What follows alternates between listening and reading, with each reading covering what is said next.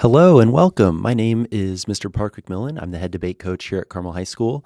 This video is designed to be sort of a step-by-step guide for you as a volunteer judge to kind of know what to expect when it comes to our just regular speech and debate competitions. So thanks for joining us today. We'll go ahead and get started. So first I want to introduce myself and the other coaches. As I just said, my name is Mr. Park McMillan. I'm the head debate coach. I also serve as the assistant speech coach, helping with some of the admin things there. See on the screen, Mr. Michael McGraw. He's the head speech coach. He's a lay coach, so that means that he doesn't teach or work at the high school or any of our other Carmel Clay schools, but he has worked with the speech and debate program over at Clay Middle School for the last several years with Mr. Dan Patain, so you might know him from that if your child went to Clay. And he's had over 20 years of speech and debate coaching experience, so we're thrilled to have him on board as well. And then Mr. Derek Williams is the assistant debate coach, new this year. He's come on board to help us, and he has experience not just teaching debate, but coaching debate as well, so we're thrilled to have him helping us out on Tuesdays at practices. All right, so first thing that I want to say is thank you so much for your willingness to participate in this activity. These speech and debate competitions are phenomenal opportunities for our students. Speech and debate in general is a great opportunity for students to build their critical thinking skills, their speaking skills, of course, just seeing both sides of an issue, their research skills, their writing skills, all of those different things. And truly, we could not get all of those benefits without the competitions themselves. Practice is great, but those competitions are key, and we cannot run these competitions without you and your volunteering and all of our volunteer judges. So I say that there's both a practical and a philosophical approach to us having what we call lay judges. Those are judges that are not speech and debate coaches, okay? The vast majority of people who will be judging your child and the vast majority of the competitions that happen will be those lay coaches, right? Parents just like you. And so I want to encourage you that you are qualified.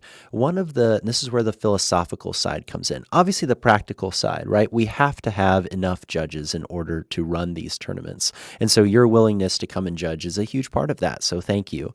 But also philosophically, I think it's very important that students learn to communicate with a diverse audience, with people from all different backgrounds, all different walks of life.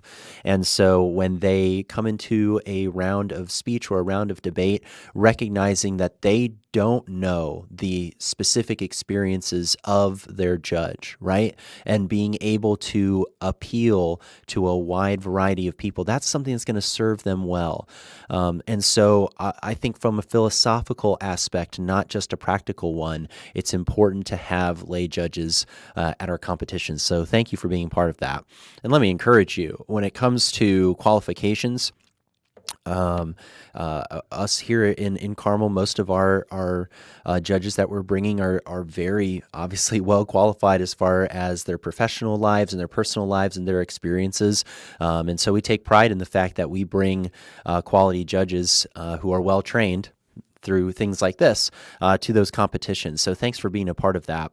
And then I just want to encourage you that we're here to help you feel prepared and for you to have the best experience possible, okay? Like I said, it's not possible for us to do this without your help, and so we want to make sure that you feel comfortable and ready to go, and that's part of what this video is designed to do, is to help you know exactly what to expect.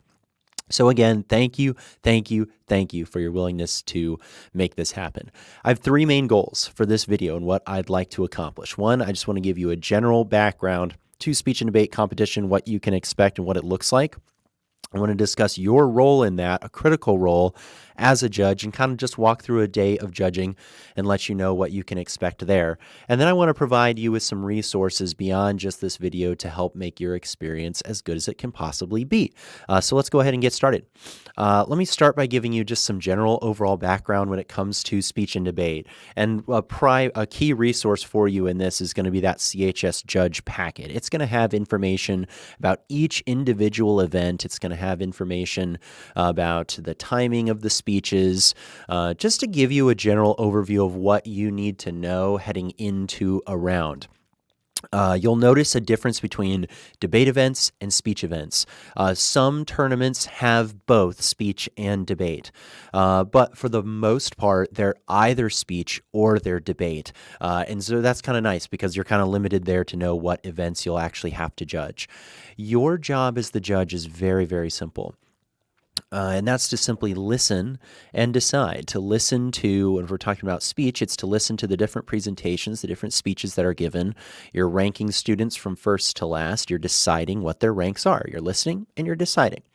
Same thing for debate. You're listening to the two sides present. You're listening to their back and forth. You're seeing the way that they interact with each other's arguments. And you're ultimately deciding who was the most persuasive for you, who actually convinced you. And then you enter your decision according to that.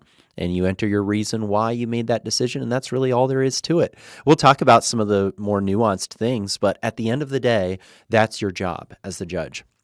You know, that term judge is an interesting one because we use it in our legal system as well. But if you were to take this concept of the legal system and apply it like a courtroom to speech and debate competitions, really your job is more like a jury member, right? In a jury trial, you're sitting there, you're listening to the presentations from the state, from the prosecution, and from the defense, and you're making your decision. You know, guilty or not guilty based on that. It's very similar here, right? You're just taking in that information, you're letting each side present, and you're making up your mind according to the information that you were presented. So think of yourself like a member of a jury and less like a judge. All right, let's talk about what your day as a judge would actually look like. So here's some things that you want to do a couple of days to at least one day before the tournament. Okay, so we're backing up a little bit. The first thing is to watch this video, which you're already doing, so great job. So as long as you're watching this video, that's going to be really helpful to give you this overview. Next, you want to ensure that you're registered. This really you don't have to worry about too much. It's interesting the way that the speech tournament management software works, speech and debate tournament management software works, which is called SpeechWire, is that judges and students don't go in and create specific accounts. Only coaches do. Coaches then register their students and they register their judges attached to their school on a tournament by tournament basis. So for your first tournament, you'll receive an email from SpeechWire Tournament Services saying that an account has essentially been created for you. You've been listed as a judge. And then it'll give you a link to activate your account. I think provides a temporary password for you and gives you the opportunity to create your own password. I recommend saving that someplace secure so that you can easily remember your login information for later. So ensuring you're registered, if most of the time you've received this video and a bunch of other information from me, you're receiving that information because you were registered.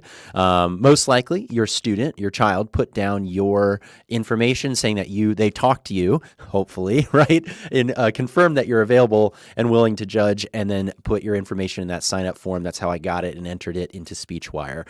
So not too much you have to worry about there. But when you receive that information, read through it, okay? Look at the arrival time, what school door you should arrive at if you're meeting us at the school, important notes, anything that would be helpful for you as the judge to know, I put there in that information as I first send it out. And if we get new information throughout the week leading up to the tournament from the tournament managers, I try to share that with you. And then just make sure that your account is activated. Like I said, you'll click that activation link from your email. You'll log into your SpeechWire account, which is at live.speechwire.com. That live part is super important. That's that ensures that you're not on the coach side of SpeechWire and ensures that you're actually able to see your ballots and all those things when they arrive on the day of the tournament. You likely will not see anything up until right before the tournament starts and that round one has begun, so don't stress about that. If you don't see ballots or anything you wouldn't expect to, just make sure that you're actually able to log in and reach out to me if you have any questions about that. All right, let's talk about the day of the tournament itself, what you can expect. So the first thing is I would recommend, and this is even something that you probably could do the day before or the night before, and that's gather the things that you need to take with you. One thing that you'll absolutely need is a device of some kind, preferably a laptop or possibly a tablet. But if you use a tablet, I would recommend using a keyboard with it as well, like a Bluetooth keyboard or something, so that you can easily type comments and reason for decisions there. The reason you need a device is because SpeechWire, that tournament management software that I mentioned, that's where you'll receive your ballots. So you'll know when you've been assigned to judge a round. That's where you'll actually enter the information in that ballot from the decision to who won. So who won, your reason for decision, any comments for specific competitors will be in there. And I recommend bringing your charger as well, just so that you can charge it throughout the day. On a full length day of judging, your computer might make it all the way through the day, but it's obviously best to be prepared to have that charger there. This is optional. But you can also bring a notepad and paper and pens and things like that to take notes separately from your actual ballot itself. I used to always do this. I used to always take what we call flow, which is taking notes in debate or just taking notes during speech. I used to always take those on paper. I've recently, in the last year or so, switched to typing just everything on the ballot there. I even keep the flow of the debate there on and take all of my notes there in on the SpeechWire ballot. So in that reason for decision box, I personally do that. But you can do what works for you, okay? Just remember that, obviously, only what you put into SpeechWire will be seen by students, competitors, and coaches. And the tournament staff as well, of course. Good to bring a water bottle, stay hydrated throughout the day. Most of these schools will have water bottle refill stations and things like that. And then food I only put on here if you have very specific dietary restrictions. Tournaments generally provide a judges lounge with all sorts of snacks and food throughout the day. They'll feed you lunch. So usually they'll have breakfast items in the morning, coffee, of course, different pastries, bagels, donuts, things like that. And then they'll have some snacks throughout the afternoon, or in the morning rather, between breakfast and lunch. They'll serve a full lunch generally, which will be usually things that are brought in by parents for competitors on the team and things like that. Of the hosting school. Usually those are a really, really good spread with lots of variety and lots of dietary needs taken into account, usually, okay? But obviously different schools have different levels of resources and parental involvement and availability, and so it can vary. So I just say if you have very specific dietary restrictions, allergies, or you don't eat meat, or you don't eat pork or beef or whatever, I would maybe bring something that you can eat, that just so that you're prepared there. As far as dress, you don't have to worry too much about dressing up. You can generally dress business casual or even more casual than that. Jeans are totally fine. The students obviously will be dressed, quite professionally most of the time, but as far as you as the judge, you don't have to worry about that. Most coaches will wear jeans or business casual. Which I tend to do as well. And I just recommend wearing comfortable shoes. You'll be walking around a lot in the building, so make sure you wear shoes that are comfortable to walk around in. And I recommend dressing in layers. Schools kind of notoriously have some rooms that are very warm and some that are very cold, and so just good to be prepared with that there. All right, let's talk about some notes for the day of the tournament itself. First thing, you want to make sure that you try to do everything you can to arrive on time. You have two options as far as getting to the tournament. You can ride the bus with us as the team, just meet us at school. You're dropping your child off there at that time anyway, and so you can just ride the bus with us. Space, as long as space allows. Most of the time, if we're cutting it close, I'll try to as far as space on one bus, and we have just enough seats for the students, then I'll try to communicate with that with you ahead of time so you can be prepared for either eventuality. But most of the time, we have the space there. So arrive on time, obviously dropping your child off or at the school building, because the other option is you could drive separately to the tournament if you'd like. Drop your child off, hit the Starbucks or Dunkin' line on your way to the tournament, and meet us there still, usually with plenty of time.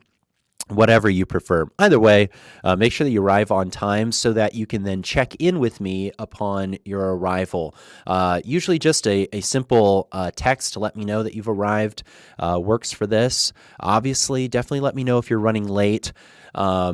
Basically, the way that it works is coaches are responsible for communicating to the tournament managers that they have all of their judges there. And especially with a large team like ours, where we are bringing a lot of judges, it's really important that you are letting me know when you're arriving and things like that, so that I can get a physical judge packet in your hand, which is nice, just so I can confirm that you're there, so that I can confirm with the tournament managers. Basically, they assume that everyone's there unless I tell them otherwise. So be sure to let me know if you're running late. That's helpful.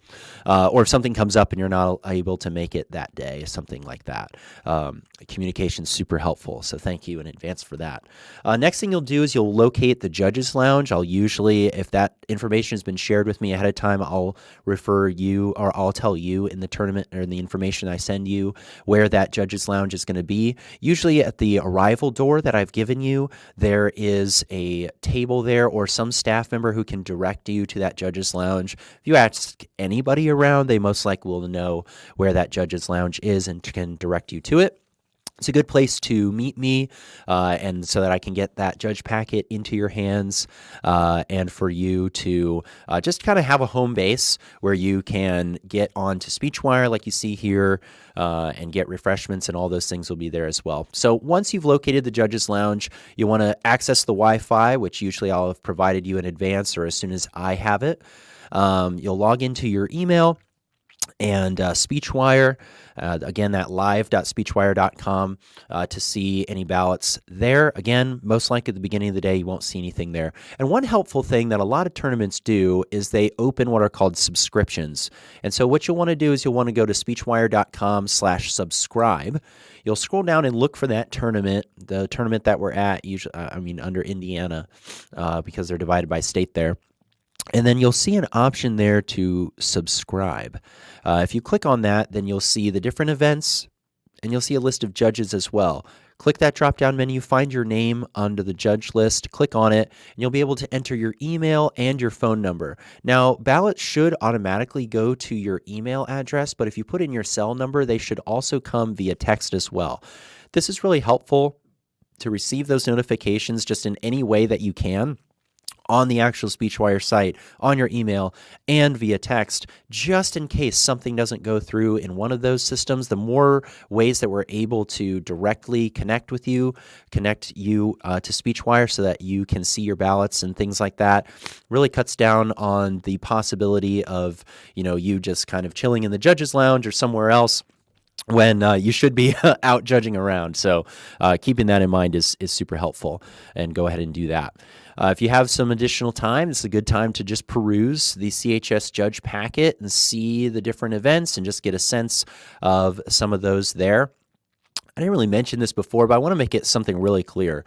You're not expected to be an expert in any of these different events. I mean, there's 6 different possible debate events and over 13, I want to say, different speech events. So the idea that you could somehow be an expert in all of these, that is not the expectation, right? Again, your job is just to listen and decide.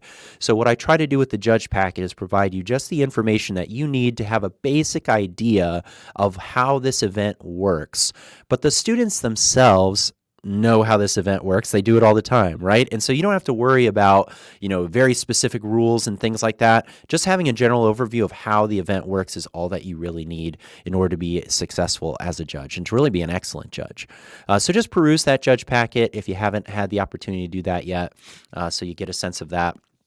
And then hopefully you've arrived within the arrival time that I set for you should leave you enough time to do all of these things, right? Relax, enjoy the refreshments that are provided, get yourself a cup of coffee, chat with the other judges and the other judges from other schools, but especially from Carmel, so that you can get to know them a little bit. They can provide some really helpful information when it comes to what judging is like and their experiences and things like that. And just getting to know them and that social aspect there is really one of the most fun parts about an actual tournament day. All right, so that's all before the actual tournament starts. Once the actual tournament starts, oftentimes they'll have a judge meeting. Sometimes they will, sometimes they won't, but oftentimes they'll have a judge meeting in the judges lounge. Sometimes they'll combine the judge and competitor meeting, in which case we'll usually go to the cafeteria area, which is where the students usually are. And then They'll just give you some general overview things for that specific tournament and some general reminders there. And then they will blast out, which is what they call it, to blast or send out the first round. This means that competitors and judges receive, hey, this is what the actual, this is what the first round is going to look like. So when you're assigned a round, you want to first look at, so you'll see it pop up on SpeechWire on live.speechwire.com. If you've already subscribed to notifications, you should see them up there as well. First thing you want to do is look, what event am I judging? Well, I guess the first is the time, right? Which round is it? Am I looking at, because sometimes they'll do multiple rounds at once, but usually they'll do one round at a time. Most of the time it's going to be round one, but just confirm that. What's the round number? What time does it say? Here's what event is it? And then what location is it at? I will have provided you with a map of the school so you can see generally where it is. If you still aren't sure how to find a room, ask somebody in tournament management or somebody from that school where to go. They usually, especially for that first round, have plenty of people around to help with that. So take note of the event and the location and go directly to that assigned room. Remember, the students are also receiving those notifications the same time you are, and so they also are headed directly to that room. Try to make it there as quickly as possible so that you can get that round underway. Once, when we're talking about debate, you need to have all the competitors there before you start. So once all the debaters and then the judge, you as the judge, are there, then you can get started. The vast majority of the time, there's only one judge in the room. For some tournaments, especially like your state and your districts, in some of those elimination rounds, there'll be multiple judges, but that will be clearly marked on your ballot. So just don't start the round if you're still waiting on judges. But again, for the vast majority of tournaments, it'll be just you in there. Now, on speech, it works a little bit differently. You might have students that are called double entered. That means that they're competing in more than one event, in which case they might be at another event before they come to compete in the event that you're judging. So as long as you have a couple of competitors there on speech, we're talking about just speech here, not debate, but for speech, if you have at least a couple of competitors there and you as the judge, you can go ahead and get started as well. And then you should try to follow the order that's there, listed there on your ballot. But again, if people are double entered, which should also be noted on your ballot, then you can assume that maybe they're at another event right now and they're coming to yours later. So get started with who's there. Obviously, if it's before the round start time, if it's before the round is supposed to start, you can wait until that start time. But generally, you want to go ahead and get started. And this is so crucial. You'll notice that it's highlighted here. As soon as you have everybody, even if you're not ready to start right at that moment, once you can confirm that I, as the judge, am here, the debaters are here, or at least a couple of speakers are here, go ahead and click that button on SpeechWire that says Start the Round. This just indicates to the tabulation staff, the tournament management, that you have everybody, right? They don't need to worry about this round or hunt down judges or competitors. Everybody's there and found the right spot, so you're good to go. Even if you're not ready to start right there, go ahead and click Start the Round once you have everyone. But then encourage promptness in getting the round underway. Don't dawdle. Get everybody rolling. Tournaments are long days, and if you can start those rounds as soon as possible, that helps keep things moving. So encourage promptness in getting the round underway. All right, continuing on with the day of the tournament. During the round, what should you be doing? Well, first of all, you want to listen carefully, right? In order to make an informed decision, you don't want to miss major things that the students are presenting. You want to take notes as you're going. If this is debate, this is especially important because you want to keep track of the different arguments that each side makes. And take those notes there so that you can say, okay, this is an argument that was brought up by this side. This side either refuted it, or this is how they refuted it. Did I find that refutation compelling or not? Am I still convinced with what was presented to me, or do I buy that refutation? And then when it comes back later in the round, if there's defense of that argument by the team that originally made it, okay, do I buy that defense? If so, okay, now that argument is shifted back over to the other side. Is that then offense against it then that's brought up later in the round? Do I buy that? So it just helps you to keep track of the arguments there Type any feedback that you have for each individual there on the ballot. In the comment boxes in debate, there will be one for each team or individual competitor there. Only the competitors from that team or from that individual and their coach or coaches will see that feedback. Anything that's put in the reason for decision box, everyone will see. In speech, each competitor will have a different box. They'll only see what's put there in their individual box for that. So you're taking notes, you're listening carefully, you're typing that feedback on the ballot. Then after the round, as soon as possible after the round is over, you want to enter your decision and your speaker points for debate. And we'll talk more about speaker points later. Or rankings if it's speech or Congress.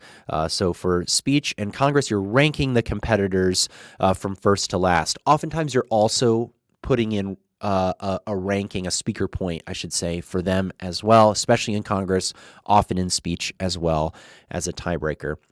And then submit the ballot. Again, what I'm talking about is the decision and the speaker points, okay? That's the information that the tabulation staff needs in order to pair the next round, particularly in usually the afternoon of tournaments, once they get into what is called power matching often, where they're pairing competitors based on how they did in previous rounds. They need that information in order to actually schedule those.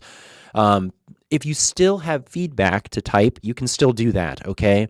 The decisions and speaker points, once you click Submit Ballot, are locked, but you can keep adding feedback in the different competitors or teams boxes there and in the reason for decision boxes. So as soon as the debate or speech round is over, as soon as you can come to a decision, go ahead and enter that decision in those speaker points and submit that ballot. I make it my goal to have my ballot itself submitted before the competitors even leave the room, if I can. I try to get that in as soon as possible. You might not quite be able to do that, but do it as soon as possible and then go back and keep typing feedback. This is the number one thing. I emphasize this because this is the number one thing that slows tournaments down is judges trying to get all their feedback in when they should just be entering their decision and then going back and adding feedback later.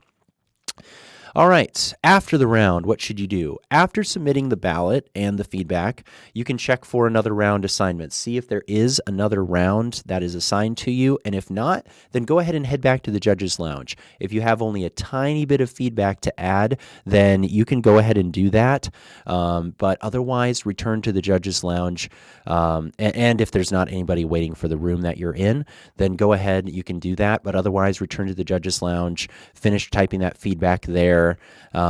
Again, help yourself to refreshments and all those things. And then you just simply repeat this process until the final round is complete. You will typically judge, most tournaments will have 4 rounds in a day. You'll typically judge between 2 and 4 of those rounds. Not necessarily all the same event, by the way. You might judge different events, so just be aware of that. After the final round is over, then judges will oftentimes be released. Someone will come into the judges' lounge, or they'll let all the coaches know that, hey, that final round has been paired or is finished, and so all the judge and has started, everything's rolling, and so any judges that aren't being used are now released.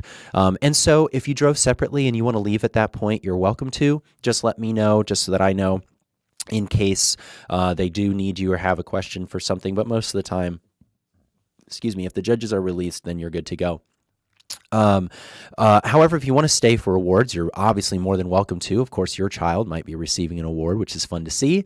And so we'll have that awards ceremony, really, really fun. It's great to have everybody there to participate in that. So we'd love to have you stay for awards if you can. Then we'll take a team photo after the awards ceremony.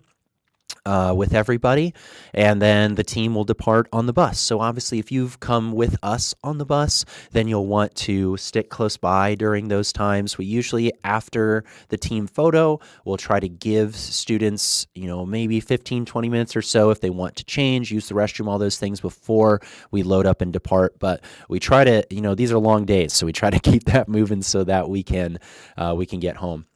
This is so crucial. If your child is leaving with you, then make sure to let me know. While students are required to travel on the vast majority of the time, are required to travel with the team to the tournament. They are allowed to leave the tournament with you if you drove separately. Just let me know so that I have that for my head count when we go to leave. All right, last thing is some resources, some different places where you can find additional information. Great resource would be carmelspeechanddebate.com. If you click on that judge tab, or I think it's called judging tab there, then you'll find a whole bunch of helpful resources for you, including this video and some other things. The other is the CHS judge packet. I will have sent that to you along with this or in the email that contained the link to this video, so you have access to that. It's also available on CHS, or excuse me, on carmelspeechanddebate.com as well, in that judge tab. There's also, I put a video in there from the inventor and manager of SpeechWire about filling out ballots on SpeechWire. It's mostly geared, I think he made it back in 2020 when most tournaments were virtual, so it's mostly geared toward that. So some of the information isn't as relevant, but it is a good overview of that if you want to go the extra mile and are worried about SpeechWire a little bit. If you have questions, contact me. Okay, again, Coach McMillan. I do a lot of the admin work for both speech and debate, so I can probably help answer your question there. If not, I can direct you to who can. You can text me at 317-379-6358, or you can send me an email, pmcmilla, the N gets cut off because of the character limit there, at ccs.k12.in.us. Before we leave, let me just show you the judge packet. This is something that I'm going to work on updating, so it'll look a little bit different. But this is a digital version of what you will physically be given at the tournament itself.